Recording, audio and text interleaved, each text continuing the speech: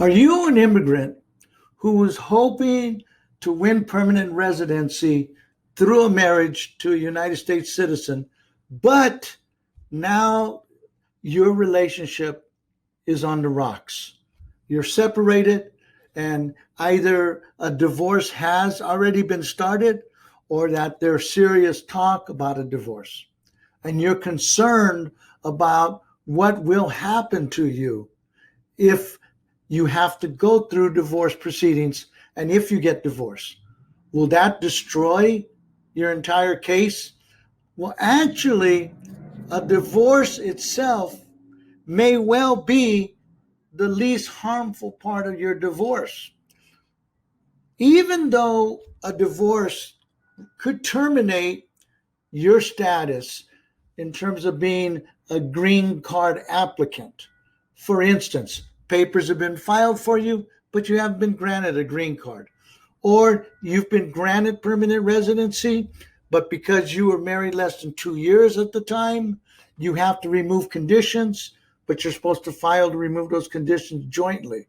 In those cases, a divorce could end your relationship, and not only that, but end your immigration dreams. But not necessarily forever. However, in a divorce, things occur that could destroy your opportunity of becoming a permanent resident, even if you get married again, or even if some other options arise. And in this presentation, I'm going to discuss what could happen in those situations. Here's the key point.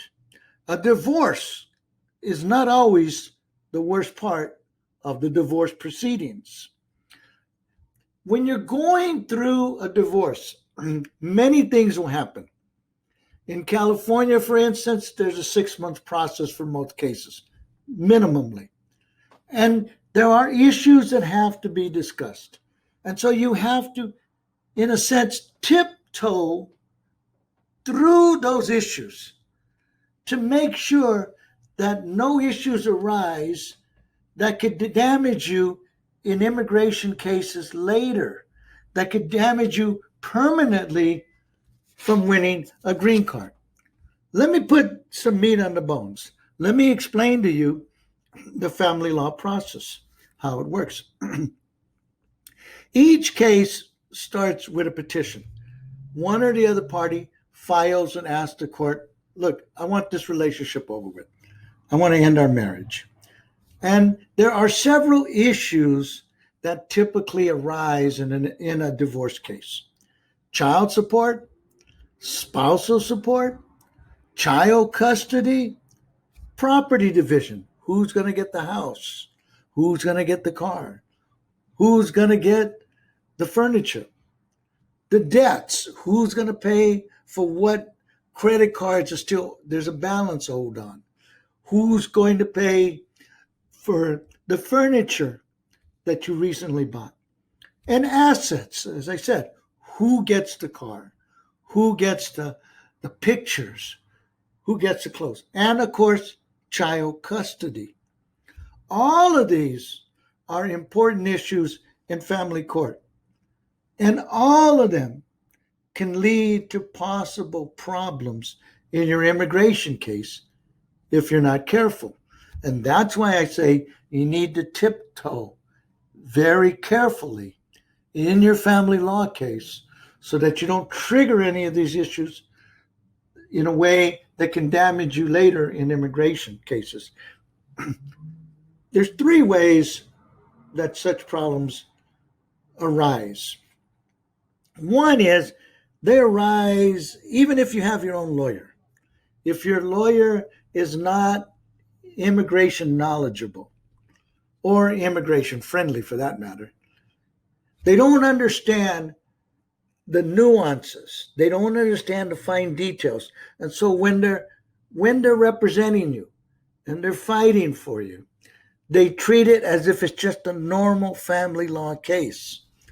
Well, it isn't if you're an immigrant, because there's consequences if things are not handled correctly in family court. And a family law lawyer that doesn't understand these immigration issues will not be paying attention to them. And if they're not immigrant friendly, even if they're aware of them, they won't care how they handle them. Just handle them, and they'll fight back. One side says nasty things, the other side says nasty things, and now you have a record of some really bad things that hopefully immigration officials never see, but they very well will. The second way is through opposing counsel. A lot of times, the spouse for the lawyer for the American spouse, for the United States citizen spouse, may not be immigrant friendly. They may not even like immigrants. And maybe they're okay with immigrants, but they will do anything they can to win the case or to get the better deal for their client. Now, note, in most divorce cases, there's really no knockout punch. There's really a settlement. Sometimes a judgment by a judge that will issue an order as to how these issues will be resolved because the parties can't agree. And in fact, I recall a judge in my early days of doing family law. At the beginning of my career, I did both immigration law, family law, and other areas. And I recall this judge very distinctly because every morning, and he was close to 90 years old, so he didn't pull any punches. He knew he could say pretty much what he wanted. He had lived his life. And so he would open up every court session with, "Welcome to family law court, the most unfamily place on the earth." Then he would say, "Now, I know you're all coming here because you have disputes and you want me to resolve them. That's actually the worst way to do this." He goes, "I want all of you to go outside with the other spouse, with your lawyers if you have one, and work out an agreement. Spend 15 or 20 minutes working out an agreement. I don't care how mad you are at each other. Because if you come back into my courtroom, I can guarantee you one thing, and I have to resolve the issue, I can guarantee you one thing, that I will make both of you unhappy. Neither one of you will get what you want. So it's better for you to behave like an adult, to go outside, try to be civil with each other, and work out an agreement." And that's a real problem in family court. Because when people are divorcing, there is such a huge emotional component. There's such a huge psychological backdrop to the case. The parties got married and they had dreams of living together forever. They had dreams of raising a family and achieving all these things as a couple. And now that bond has been broken. And for many individuals, in fact, I would say the majority of individuals who go through divorces, there's a psychological hurt. And sometimes that hurt plays out in anger, frustration, anger, hostility towards the other person. And that's not good, as we're going to discuss in just a few minutes. And so this judge would send everyone out. Hopefully they come back and hopefully they work it out. But some counsel for spouses, U.S. citizen spouses, just don't want to work things out. They just want to fight. And I can remember one of my early cases where opposing counsel was one of these hostile attorneys toward immigrants.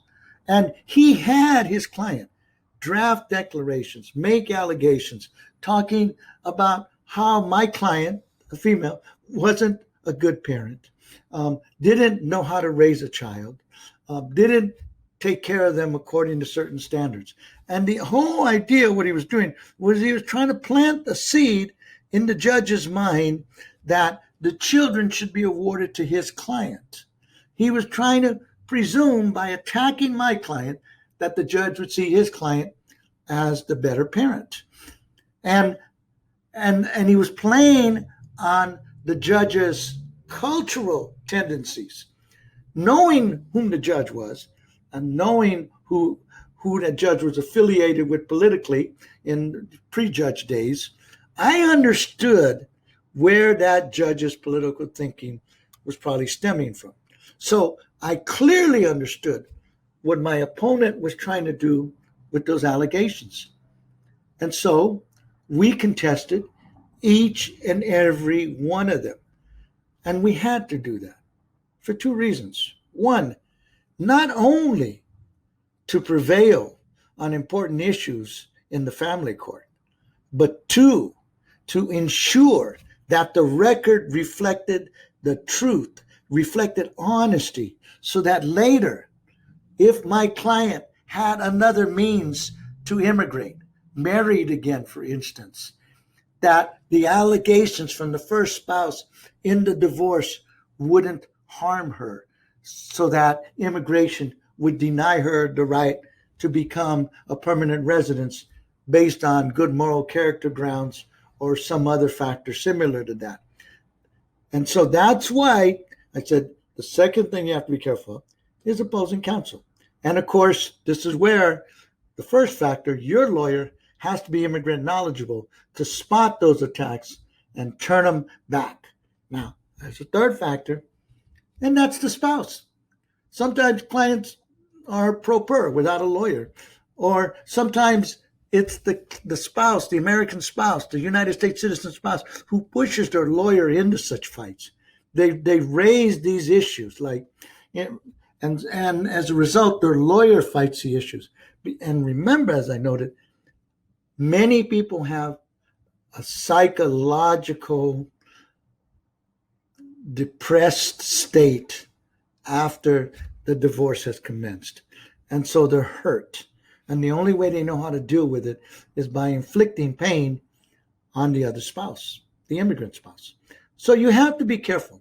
All three of those situations can cause serious problems in a divorce case, so that the immigrant is harmed later on. And you have to be careful about that. Now, my clients, when clients come to me, are lucky because I've handled divorce cases. I've handled family law cases. So oftentimes I can tell them the connection and what they need to be careful about in their family law case, what they need to do to hire a family law lawyer. They need to be very, very careful that they pick someone that's immigration knowledgeable and that's immigrant friendly. The point is this: anything said or written can be used against you in later immigration proceedings.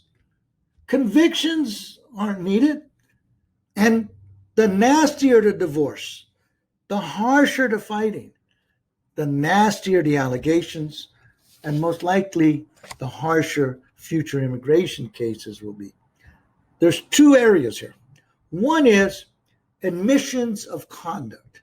When an immigrant is responding, they may admit things without even knowing about it, without being careful. And if they have, again, a lawyer that's not immigration knowledgeable, they may admit things that will harm them in later proceedings. Or under testimony, if they're testifying as to an issue and they're cross-examined by opposing counsel, and then they admit things on the stand, perhaps some of that conduct could really, really harm them later. The same thing with the findings of facts. When couples fight, as the judge said, don't fight, work it out. But let's say they fight, and they come into court and they fight, and so the judge has to take their testimony. And while they're on the stand, the judge listens, and he has to make a decision. And to make that decision, he'll make findings of fact. This is what he found. Well, those findings of fact, if they're adverse, could be even worse in a future immigration case. And so even if the allegations are made, but they're unfounded, you have to fight them. As I was saying in my first instance as a family law lawyer years ago, you have to fight it because the consequences are perhaps forever. So let's briefly go over what are some of the types of conduct that an individual can admit to, or that a judge will find that can have a really, really negative effect on that immigrant in a later immigration case. Of course, there's drug offenses. Angry spouse writes in the declarations, well, my husband isn't a very good father. Every weekend he's with his friends and they're drinking too much or taking too many drugs. And the immigrant spouse now has to combat that because there's an issue there of drugs or abuse of alcohol. And an immigration judge isn't going to be very friendly on those issues if they arise in the immigration case. Gang-related conduct. Well, my spouse hangs out with all these people that are, really bad, and they do things like they steal cars or they break into stores or similar, they beat up people. Gang-related conduct. Very bad. Got to be very, very careful to fight that tooth and nail. I mean, if the judge doesn't refer it for prosecution with a local district attorney, it could still end up being a major, major bar in immigration cases. Because in all of these cases, one of the key factors is that you have to prove good moral character. And some of these cases, you're not really proving good moral character. In fact, you're proving the opposite. You're proving bad moral character. And so you have to be really careful about that. Protective orders. Even if a spouse comes in and asks for a protective order against the immigrant, and usually there's the temporary protective order stage, which is about 3 weeks, and then they go for a permanent protective order. Even a temporary order that's issued, okay, you have to fight that. Make sure it doesn't turn into a protective order, which one could lead to criminal problems.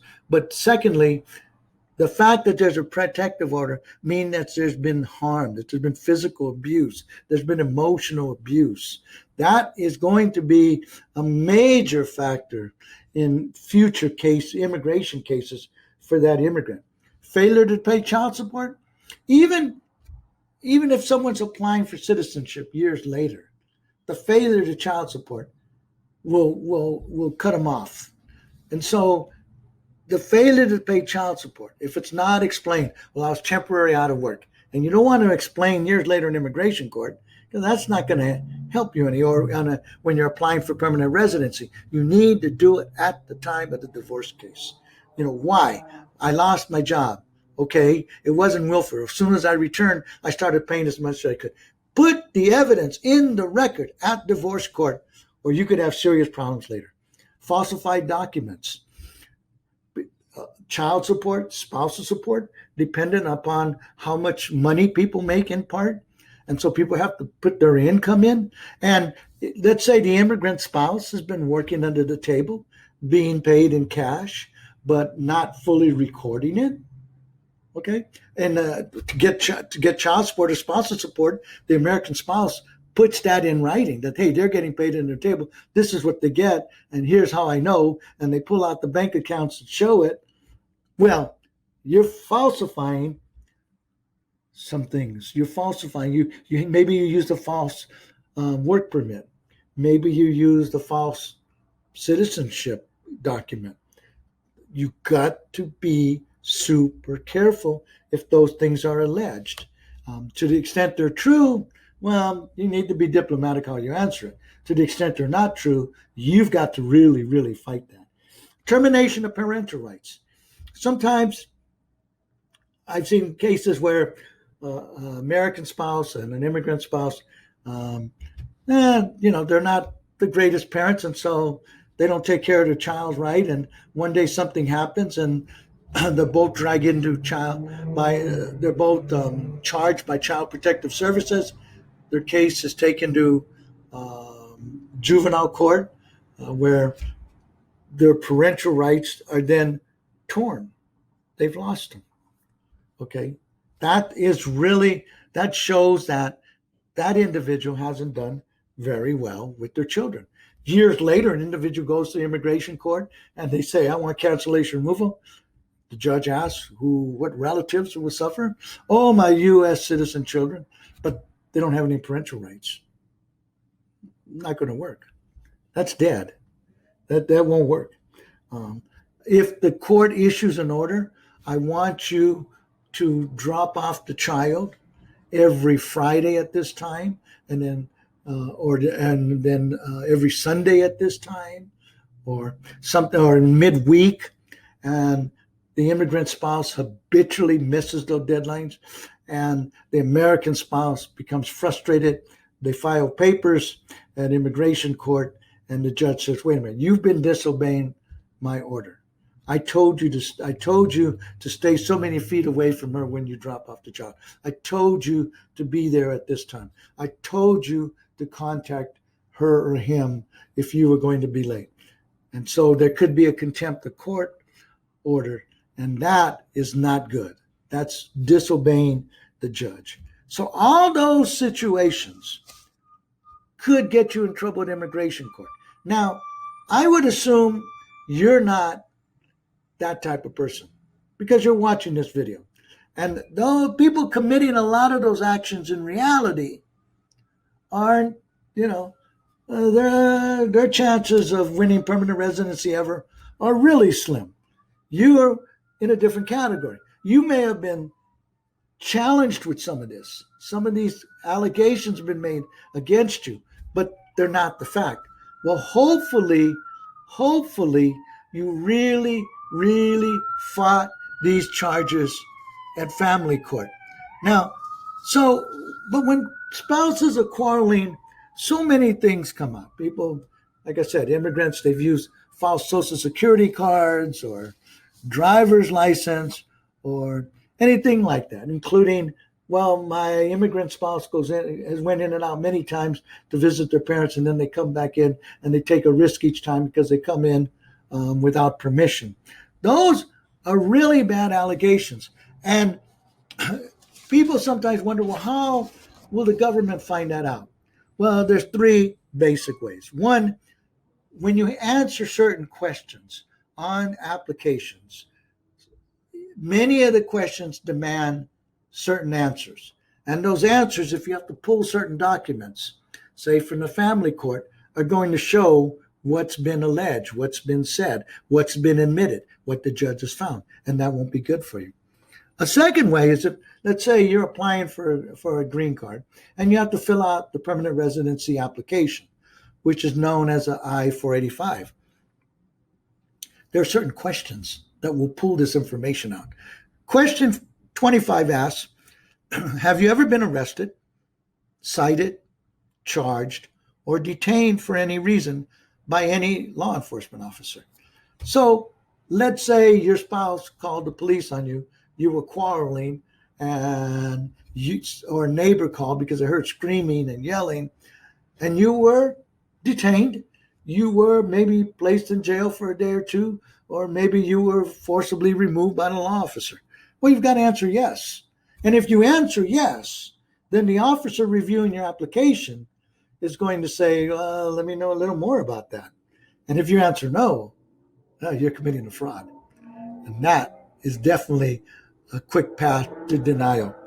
Question 26, have you ever committed a crime of any kind, even if you were not arrested, cited, charged, or tried for that crime? Well, your spouse alleges that you use drugs a lot, or that you drink and drive, or that you've stolen things from people with your friends. You've been a member of a gang. Well, those are crimes. You could be charged for them and maybe convicted. Well, you have to admit that. And there's that case in Florida where it was a citizenship case where a woman worked for a real estate agent and all she did was prepare the paperwork for him. But she had an idea that some of the stuff he was putting on loans was not truthful. She became a citizen. This was like, I think, roughly 2008. 2010, her boss got caught and in trouble. And in 2012, thereabouts, he was convicted. He was convicted for fraud. But during their investigation, they checked out, well, who prepared the papers and did all that. And it was this woman, his secretary. So they brought her into the case for being accomplice, for helping the individual. And she eventually accepted the deal. Okay. Yes, I had a suspicion he was doing certain things. And so she admitted, minor slap on the wrist for her. It was better just to get the case over. Or so she thought. She thought she was a citizen. However, in 2008, she had answered the question, have you ever committed a crime of any kind, even if you were not arrested, charged, or cited? And she had. She had just admitted it in court. And so the government set in place a mechanism to go back to court to try to strip her of her citizenship. And then after that, they're going to try to remove her lawful permanent residency. And that case is ongoing. That's a real example of how those questions can come up. Question 28 on the permanent residency application asks about, have you ever been ordered punished by a judge or had conditions imposed on you? Well, if you violated the terms of staying away from someone, you violated the terms of paying child support, all of those could harm you. Or if you've been restrained, for instance, you were sent to a drug rehabilitation class, or you have to do community service. All of those indicate there's something more. And so those questions can get you in trouble. Okay. Question 30. Have you ever violated or attempted to violate any controlled substance law of a state, the United States, or another country? Well, if there's allegations or finding the proof that, wait a minute, the immigrant spouse has used drugs, you've used drugs, but you just weren't convicted of it. That's why I noted at the outset, a conviction is not necessary.